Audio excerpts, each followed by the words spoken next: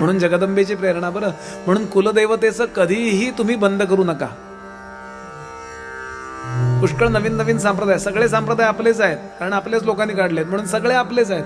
पण कुलदैवतेची उपासना कोणीही बंद करू नका. आपल्याला योग्य, आणि मुलांना सांगा परदेशात जा, अमेरिकेत जा, कुठं वाटेल ते तुम्ही अगदी मुख्य व्हा त्या फेसबुकचे, काय वाटेल तेव्हा, पण वर्षात एक दिवस उत्सवाला या आणि कुलदेवतेला जा.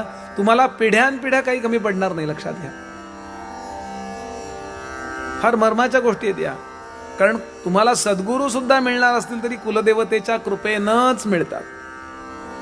जीवनात कधी किती, कारण थोडंसं काय होतं, माणूस शिकला की त्याला वाटतं हे करायलाच पाहिजे का, ते करायलाच पाहिजे का.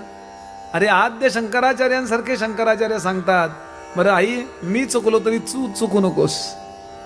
बरं पुत्रो जायेत क्वचिदपि कुमाता न भवत.